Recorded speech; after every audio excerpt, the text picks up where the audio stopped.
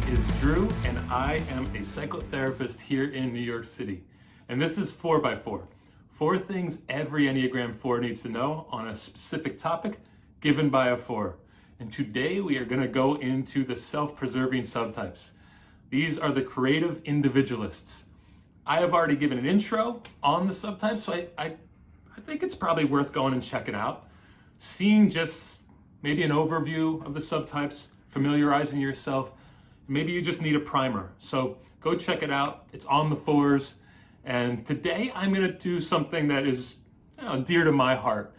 In my early years, my early 20s, and even in my teens, those were probably the hardest times in my life. And so I went to music to self-medicate. And specifically, one of the musicians I went to was Morrissey. And so the Smiths and the singing of Morrissey and his lyrics, even the song titles, made me feel known. I think Morrissey is one of the 4est of the 4s. He's kind of swollen with self-doubt, loathsome stuff about himself, both looking at this love affair of suffering. How am I ugly? How am I beautiful? How do I hate the world? How do I love the world? Looking at the dark and the light. And so as Bruce Springsteen says, the best music is essentially there to provide us something to face the world with. And so I want you thinking about the music you love as we go into the subtypes. And think about the songs, the titles, the lyrics that move you. Why do they move you? And is there a lot of 4 juiciness in these songs? Did you gravitate towards stuff that fuels you because the singer or the band knows you well? And they give those lyrics that just make you feel known. So, as Morrissey always says, if your hair is wrong, your whole life is wrong. So let's get into it. I'm feeling pretty good about my hair today. Let's talk about the self-preservers. The self-preservers, they're a little bit more about me. If the social type is about us, and the sexual type is about you and me, the self-preserver is about me. They want to conserve their energy. They want to find safety. They're concentrated on their well-being. And so they do things to protect themselves. They also have a fear of loss, being surprised. So safety and kind of protecting themselves is a priority. They might get exhausted by people, sometimes even feel annihilated, like they're going to lose themselves. So maybe you're there. Maybe that's what you're struggling with. And that could be hard. It could be really hard to just feel exhausted by humans. And so maybe this will make you just feel a little bit more comfortable in that, because it's normal. You're that type. Now, all of us are trying to find ways to control our environment, to feel safe and secure. So the subtypes do that. They are instincts that keep us safe and secure. It's where we might find a little bit of resilience to fight the world with, and there's an adaptability that we use our instincts to adapt to the world. When we hit a wall, and maybe you're coming here having hit a wall. Like I know as a therapist, when my new clients come to me, they've usually hit a wall. There's brokenness, there's sadness, there's loss there. So maybe you're there, maybe you need to just understand a little bit more about yourself so you don't feel so alien to others and to yourself. I love the self-preservers. Now it is on the stack, and we're stacked, all 3 we have. We have sexual, we have social, we have self-preserving. I'm a sexual type, and my second in command is my self-preserver. Now my brother, who has been a mentor my whole life, is a self-preserving 4. He has helped me through so much. He's 8 years older than me. He's the one who shared music with me. When I was down and out in my teens and my 20s, I'd go to his apartment. I'd go to his room when we all lived together. And he would make me mixtapes. The Smiths and The Cure, Depeche Mode, New Order. He'd put all these 80s alternative bands together. And depending on where I was at in my life, he painstakingly, stubbornly, went to the grindstone to find me those songs that would get me through. The self-preservers can be stubborn. They can be resistant. You might try to change a self-preserver. They will not be changed easily. They are resilient in the way they are, and they don't want to change too much. They're actually discomforted by some of the fragility of the social type and the sexual type. But they can also be very nurturing. It's the cool part about them is they will sacrifice their own pain and suffer in silence and often help others. And so they still are sensitive.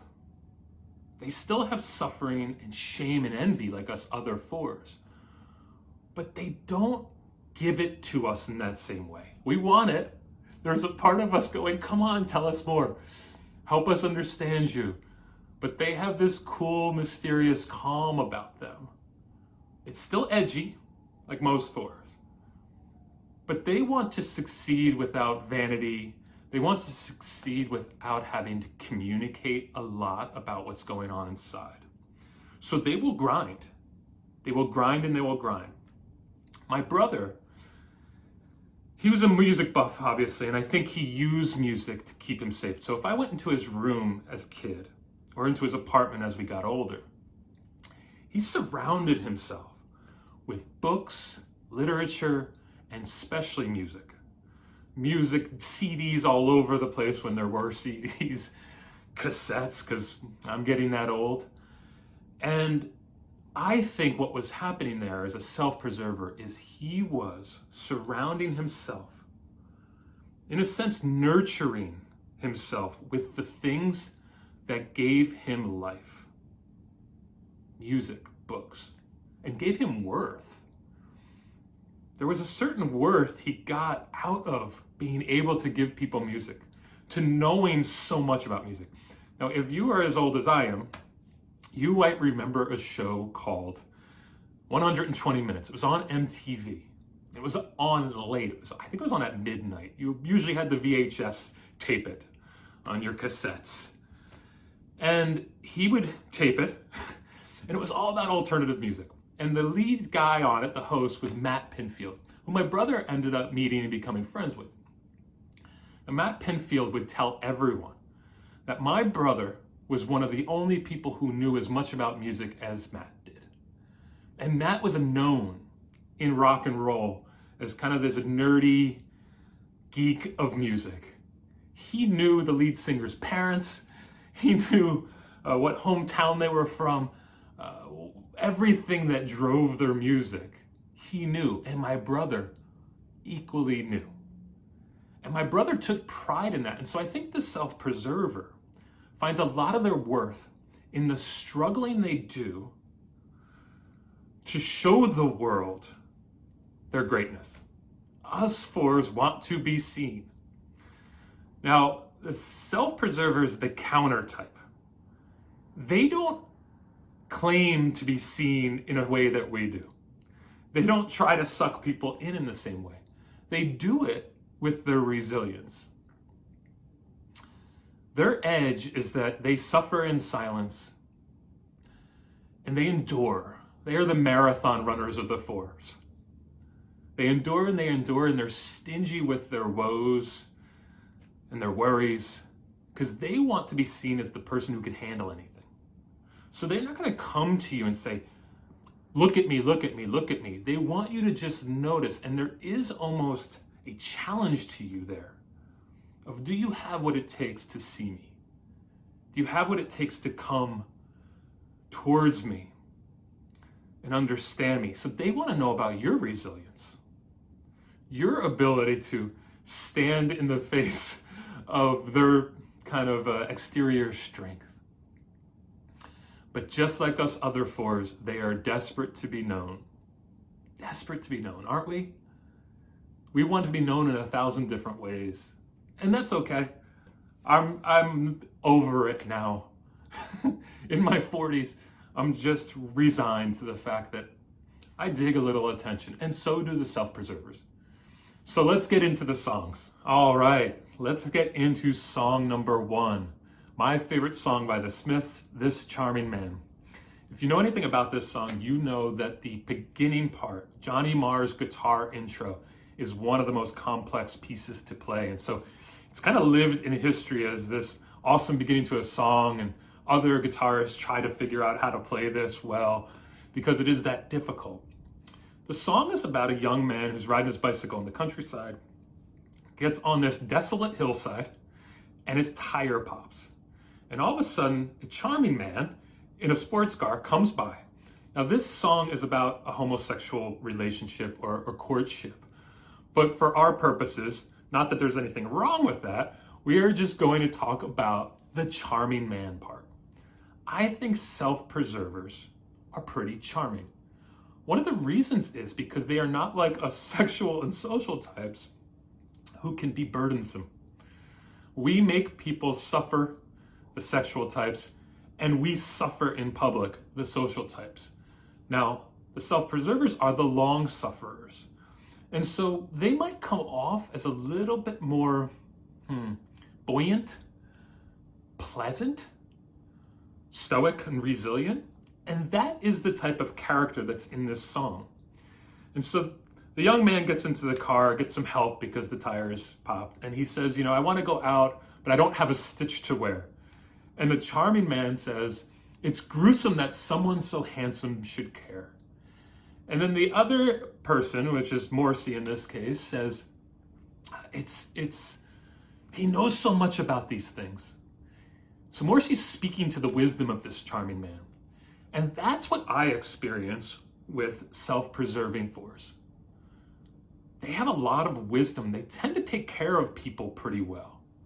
While they are centered on themselves in getting a lot of sustenance, they take on the burden of the world. So their longings, they are going to go get their longings, but they will also suffer the people around them who will want their help. And so I appreciate that they're a bit more masochistic than melodramatic. It's weird to say that you appreciate somebody being masochistic, but they want to earn their love by being beasts of burden. So probably when they grew up, they realized that they were not going to get the attention that they needed. Or maybe that was something they made up in their head. But they decided that I am going to take on the burdens of the world myself. So they can actually look a lot like different numbers. A lot of self-preserving fours don't initially test as a 4. They might test as a 7 if they have a little bit more of a high spirit, if they're a little bit lighter, because they're bringing in energy that is enjoyable to be around. Or they might test as a 3 because they have that resiliency, that drivenness. They grind, they look for approval in a lot of their work. But here's what separates them from the 3 and the 7. Their emotional range. They have more emotional range. They suffer like us other 4s. They suffer more than the 3 and 7, at least internally. They experience the suffering louder. And they are asking the same question that us other 4s are asking, which is, are we enough? Do we have enough? And so, yeah, they can be fun. They can be a light. They can be charming. But they still are asking a lot of the same questions we other 4s are, which is, do you notice me? Do you see me? And that's why I love the song, This Charming Man, because you know the charming man with his sports car and that charming nature is looking for something, is looking for attention, perhaps without having to ask for it. No, the sexual type will ask for it. Will ask for the attention. The social type will try to suck you in a bit, seduce you to give them attention. They might whine and complain so that you are feeling responsible to give them attention. But the self-preserver, they are contained, they are grounded, and they are solid. They know so much about these things. So we look to them to get some wisdom in the world, but we have to remember, self-preservers, that you can use us too. All right, let's go to the next song. So when I think about my brother, I think about how he did surround himself with this music, with the books, with all this knowledge he can take in.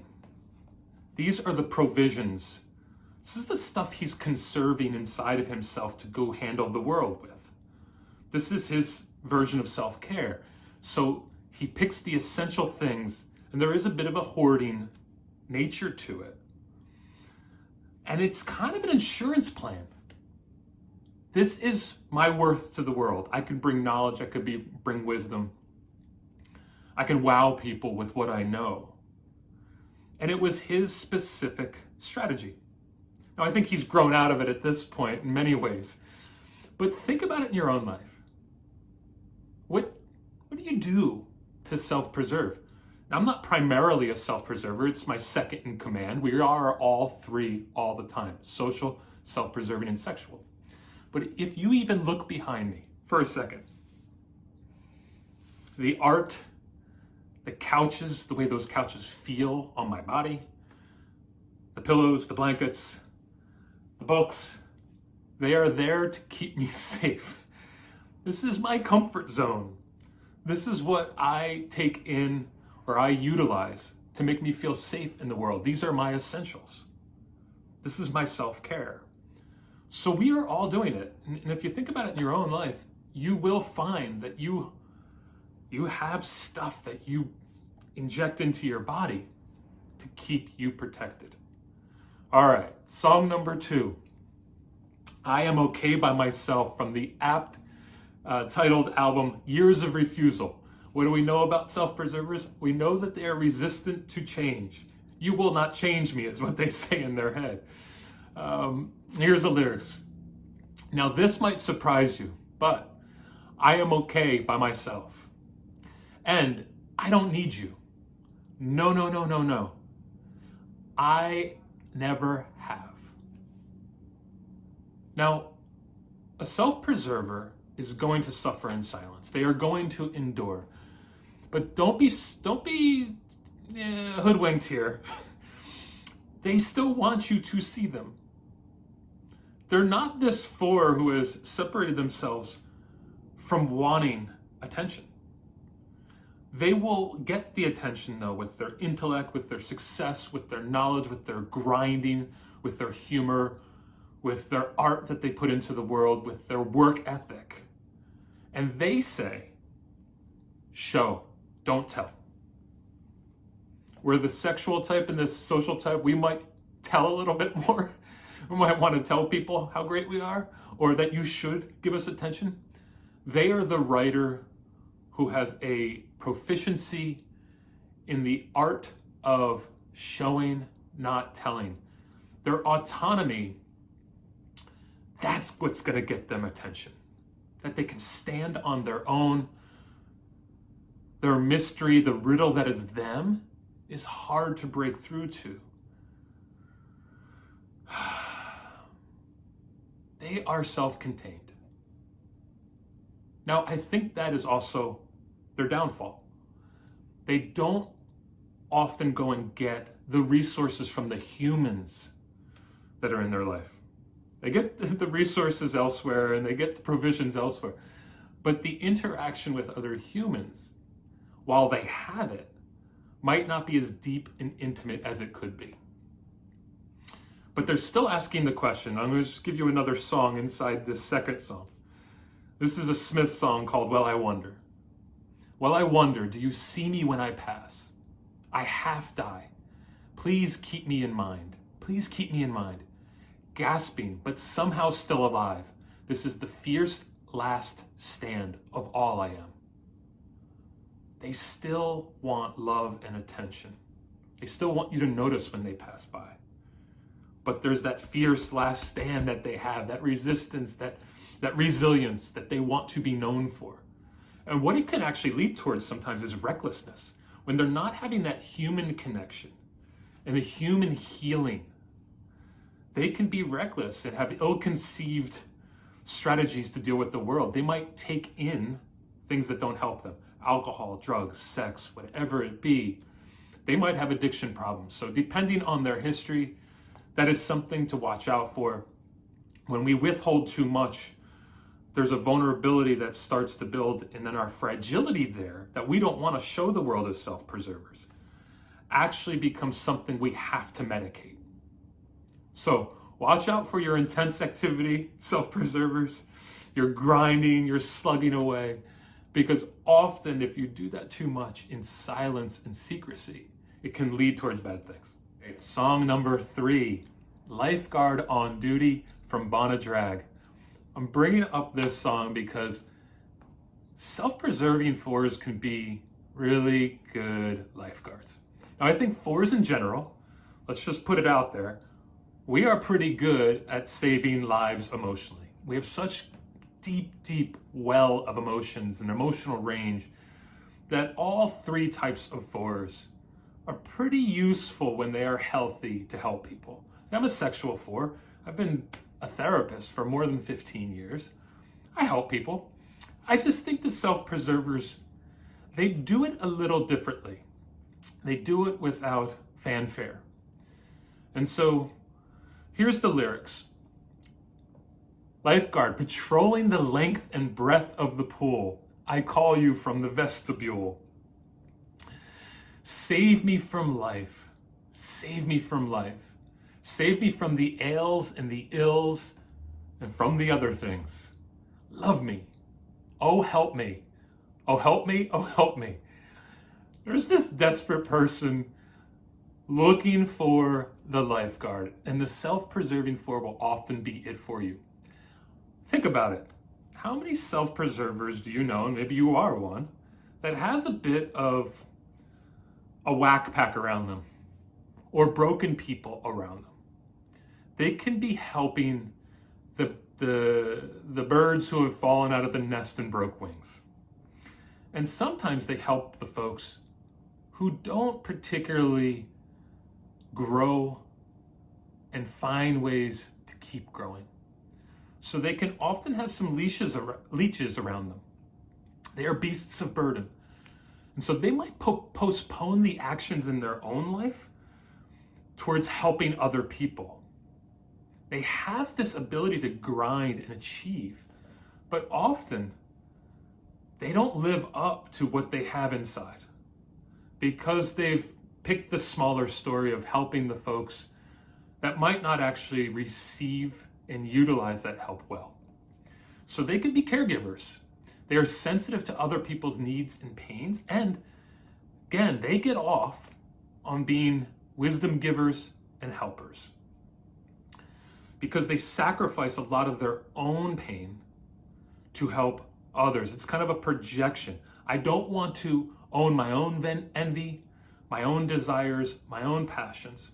So I'll project my pain outwards into the world and find the people that I can gravitate towards who are more needy than I am.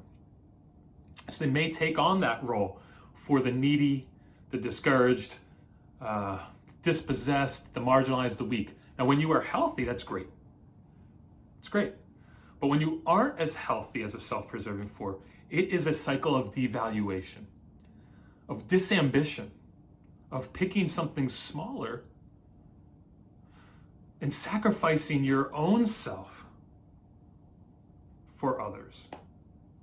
Now, sure, you pause, you give space to folks, you answer questions with a lot of thought.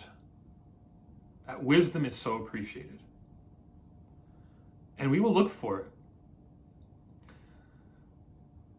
But the masochism is this unique thing that I think self-preservers in general across the board on the Enneagram are most likely to tap into. And masochism, I know you're probably thinking of like whips and chains right now and leather. But even if we take that, it's chosen in a sense.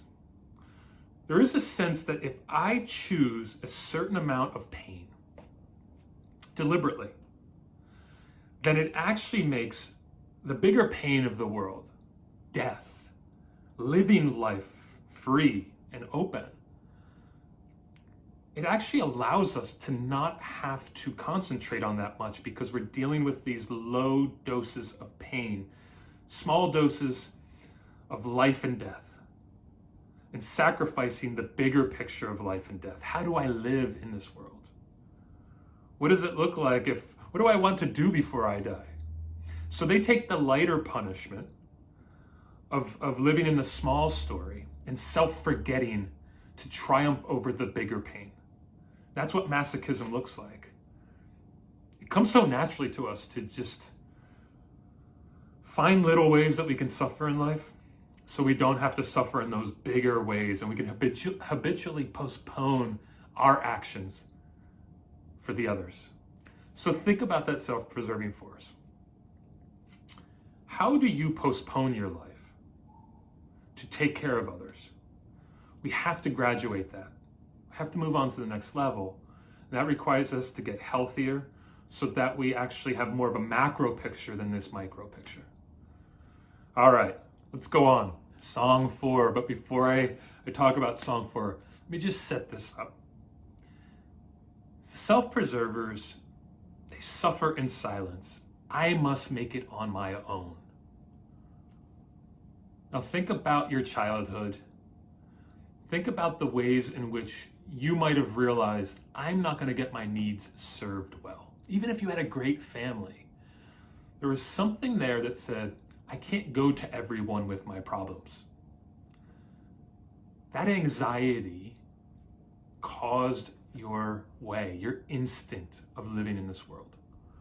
So the long sufferer endures. They challenge themselves. They have that tenacity, which is beautiful. It's awesome.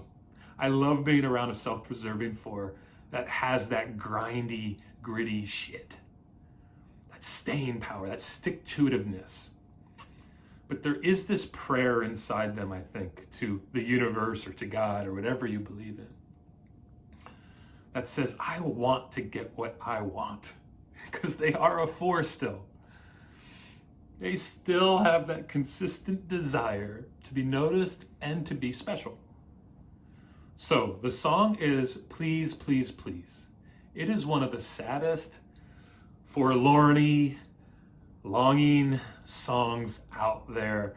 It was the song I went to when I was in the most depthy of the depths in college. Just driving around the countryside of Pennsylvania, going through the hills and thinking about my woes. Here's the song. Good times for a change. See the luck I've had could make a good man turn bad. So please, please, please, let me get what I want this time. Oh, it is a prayer of longing, and it is not vain. It is not trying to stand out and say, give it to me. It is quiet. It is lonely. And so I know I may be ending on a funky, sad note, but we're fours. We can handle it. We can go to hell and back. It's that sacrifice song. Like, I've sacrificed so much. Now let me get what I want. I've been quietly doing the work. I haven't been complaining like those other two, the social and the sexual. Self-preservers. Invite people into your life so they can work with you, so they can sojourn with you. That you don't need the control. You don't need to assert your grind and your quiet desperation to get through. You can get support. You do not have to deny that desire to connect. Now, you'll never do it like the other two. That's cool. We don't want you to. We don't need more of us. But we do want to hear more. We appreciate your balls and your guts and the way you test yourself. But there is something that we'd like a little bit more of, so don't be so stubborn with it. It's not a demand. It's just a desire of mine to know a little bit more. All right. I hope I did not depress you there. You got me to sing. I'm going to try to do more of that, to be vulnerable. Because we all have to be vulnerable on YouTube, do we not? So, fours, love you. Friends of fours, family of fours, trying to help you understand your people. If you subscribe and hit that little bell, you will know when I put out more stuff, because I will put out more stuff. And then watch the next two. Watch the sexual and the social, and you'll hear some more Smiths and Morrissey songs. And also you will maybe learn a little bit more about how you are stacked, because we are always all three. They are all working together. But when they don't work together, we can look pretty broken and pretty miserable. So it's my time with you today. I've enjoyed it. Have a good one, guys. See you next time.